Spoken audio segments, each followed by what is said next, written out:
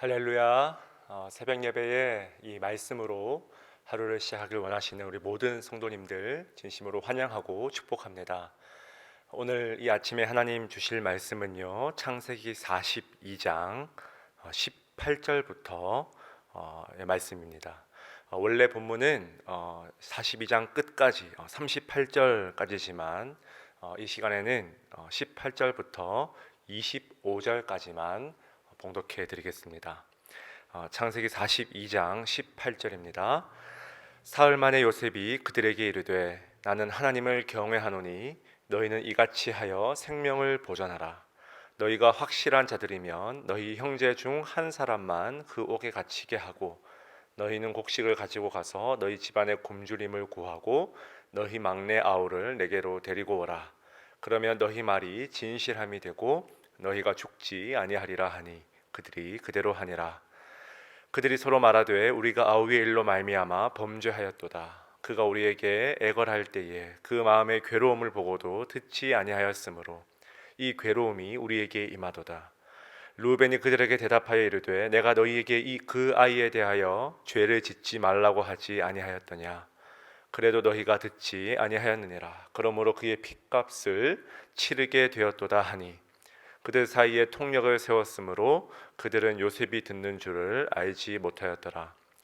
요셉이 그들을 떠나가서 울고 다시 돌아와서 그들과 말하다가 그들 중에서 시므온을 끌어내어 그들의 눈앞에서 결박하고 명하여 곡물을 그 그릇에 채우게 하고 각 사람의 돈은 그의 자루에 도로 넣게 하고 또 길 양식을 그들에게 주게 하니 그대로 행하였더라. 아멘.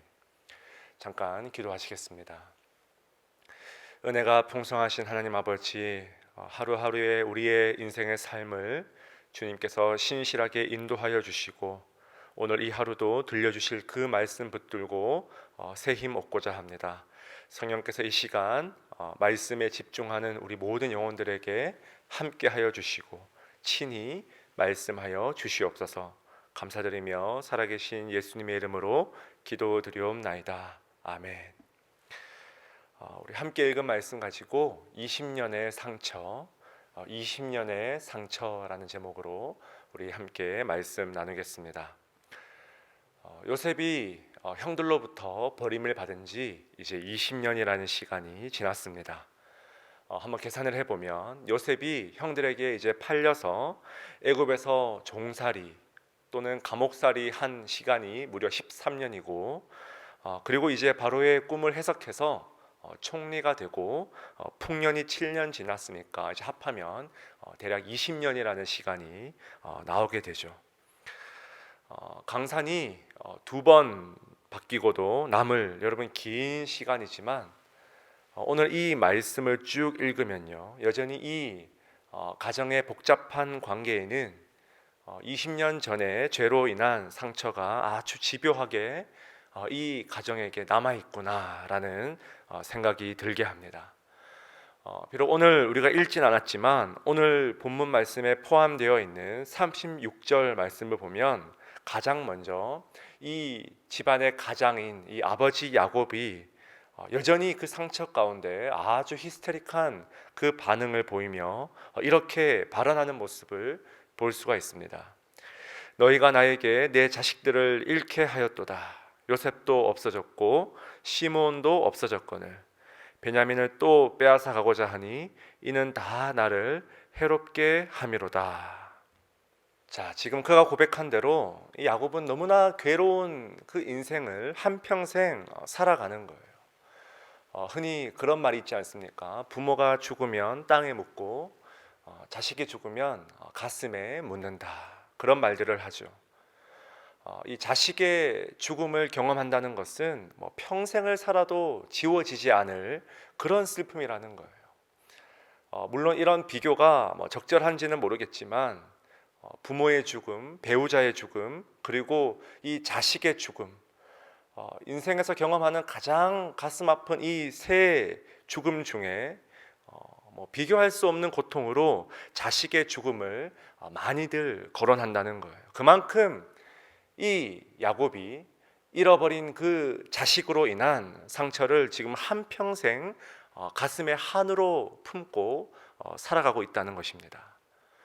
자, 그렇다면 형들은 이 20년의 기간을 어떻게 살아왔을까요? 오늘 말씀 18절에 보면 이제 요셉이 사흘 만에 자신의 형들을 향한 계획을 이제 뒤바꾸게 됩니다.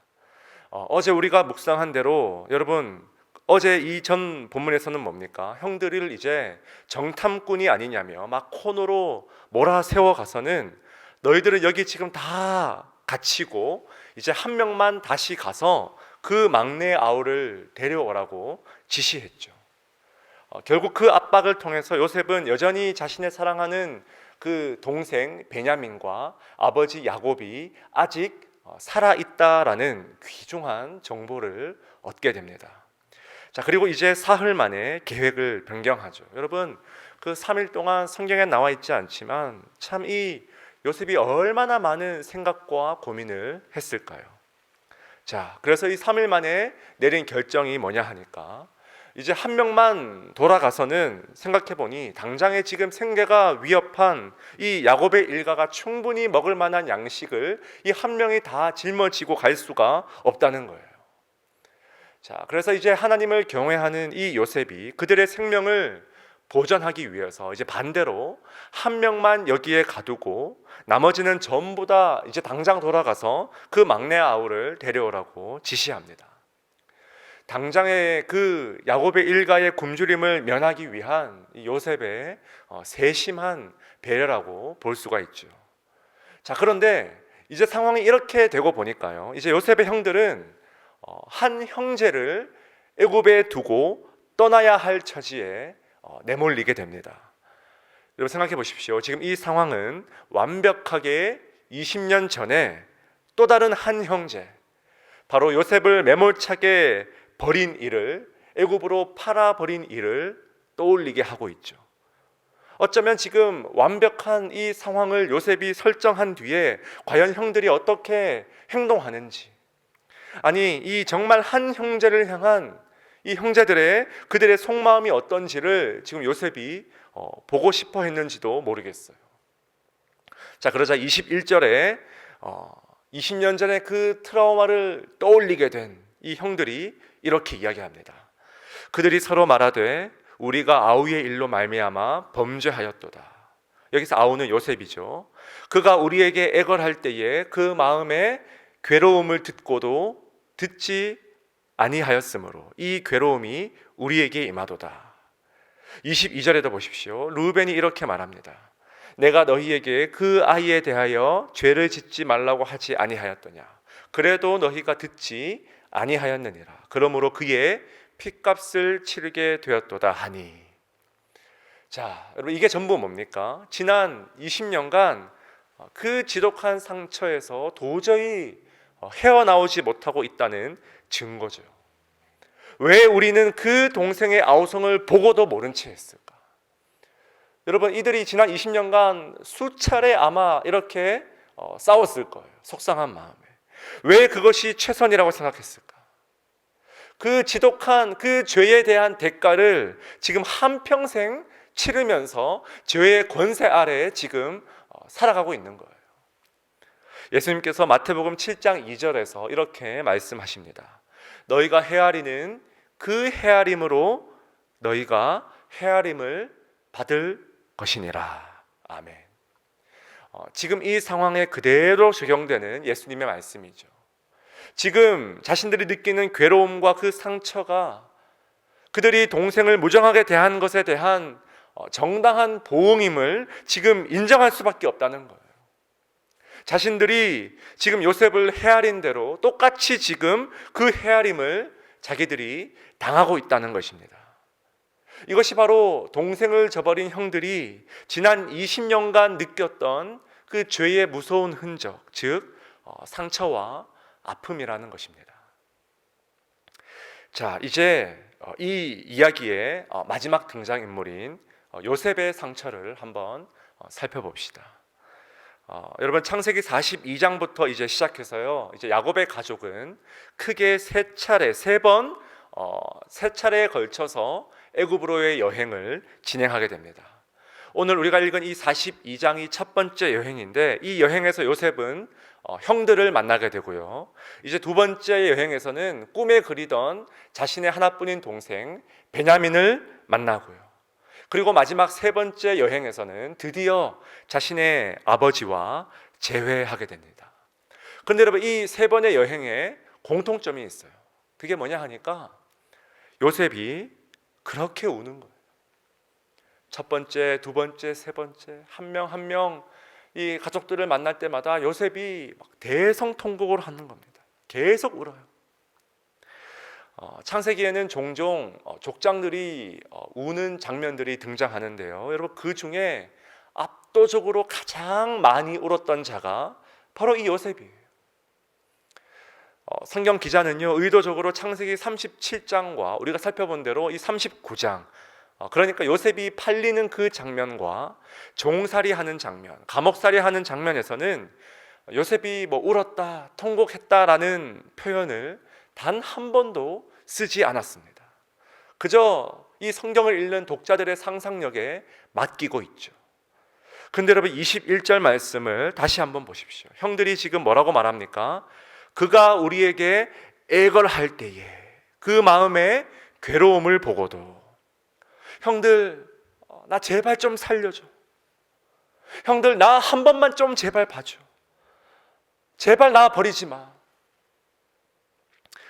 정말 찢어지게 울면서 통곡하면서 애통하는 여러분, 그 어린 요셉의 얼굴을 누구나 상상할 수 있다는 거예요. 성경에 나와 있지는 않지만 여러분, 종살이 하면서 감옥살이 하면서 얼마나 많이 울었을까요? 아마 울지 않은 날보다 남몰래 눈물을 흘린 밤이 더 많았을지 모르겠습니다. 그리고 이제 통력이 있으니 이제 요셉이 자신들의 말을 듣지 못할 거라 생각하면서 자신들의 속 깊은 이 형들의 이야기를 들은 요셉이 그저 또 몰래 도망가서 또 울고 있는 거예요. 24절 말씀 보십시오. 요셉이 그들을 떠나가서 울고. 앞으로도 요셉은 여러분 계속 우는 장면이 쉼없이 등장해요. 여러분, 이게 뭡니까? 형들과 아버지와는 비교할 수 없는 압도적인 상처 속에서 지금 20년이라는 시간을 한평생 힘겨워하며 그렇게 살아왔다는 거예요. 한 나라의 총리가 되어도 도저히 해결되지 않는 이 20년의 상처, 권력이 해결해 줄 수 없는 상처죠. 7년간의 풍년을 맞이해서 경제적으로 풍요로워도 도저히 해결되지 않는 20년의 상처, 그 어떤 돈과 재력과 부가 해결할 수 없는 상처가 있다는 것입니다. 여러분 보십시오. 야곱도, 형들도, 요셉도 전부 지난 이 20년이라는 시간 동안 상처뿐인 그 시간들을 맞이해 왔다는 것입니다. 자, 그러나 여러분, 이 중에서 가장 압도적으로 큰 상처를 입은 요셉이 이제 다가올 본문 속에서 어떻게 이제 활약하기 시작합니까? 이제 요셉은 자신이 상처 입은 치유자로서 이제 본격적으로 활약하기 시작하는 거예요. 참 여러분, 하나님의 일하심은 너무나 아이러니하죠. 가장 크게 상처 입은 자가 가장 능력 있는 치유자로 쓰임 받더라는 거예요. 여러분 믿으십니까? 고통을 통해서 받은, 내가 의도치 않은 상황을 마주함으로 인해 받은 그 상처야말로 다른 사람의 아픔을 치유할 수 있는 가장 큰 원천이자 능력이 되더라는 것입니다. 정말 여러분, 이것이야말로 복음의 역설 아닙니까? 모든 악을 선으로 바꾸시는 하나님의 능력 아닙니까? 이 땅의 주인으로 오셔서 세상으로부터 철저하게 버림받았던 우리 예수가 위대한 우리 영혼의 치료자이듯이 이 요셉이야말로 예수를 예표하는 귀한 창세기의 인물로 쓰임을 받더라는 것입니다. 사랑하는 성도 여러분, 여러분을 힘들게 하는 가장 큰 인생의 상처는 무엇입니까? 상처는 내 안에 머물러 있을 때 여전히 질병의 흔적일 수 있지만 이 상처가 하나님의 손에 붙들릴 때에 능력의 근원이 되는 줄 믿으시기 바랍니다. 하나님 아버지, 우리를 상처 입은 치유자로 주님 사용하여 주시옵소서. 상처 없는 인생이 없고 아픔 없는 인생이 없고 슬픔 없는 인생이 없을진데 주님, 이 나의 연약함과 슬픔도 주님 손에 붙들려서 지금 내 가정을 살리고 교회를 살리고 주변의 사람들을 살리는 일에 귀하게 쓰임받게 하여 주시옵소서. 오늘 하루 이 귀한 기도의 고백을 주님께 올려드리는 저와 여러분 될 수 있길 주님의 이름으로 간절히 축원드립니다. 우리 함께 주신 말씀 마음에 새기며 이 시간 함께 기도하길 원하는데요, 상처와 아픔으로 얼룩진 이 인생, 하루하루 주님의 은혜로 살아갑니다. 하루하루 주님의 말씀으로 버티며 살아갑니다. 오늘도 주님 손에 붙들려서 지나간 상처 속에 갇혀 매몰되지 않고 오히려 주변을 살리는 능력의 인생 되게 하여 주시옵소서. 오늘 특별히 목요일입니다. 미국과 전 세계 원근 각지에 흩어져 있는 우리 가족과 자녀들을 위해서, 또한 몸이 아픈 그 지체를 둔 가족들을 위해서 여러분 기도해 주시고요, 특별히 우리 바울 청장년부 지체들을 위해서 기도해 주시기 바랍니다. 우리 젊은 가정들이 말씀과 기도 가운데 든든히 서서 믿음의 가정, 믿음의 공동체 세워나갈 수 있도록 여러분 합심으로 간절히 이 시간 기도하시기 바랍니다. 우리 함께 합심으로 기도하시겠습니다.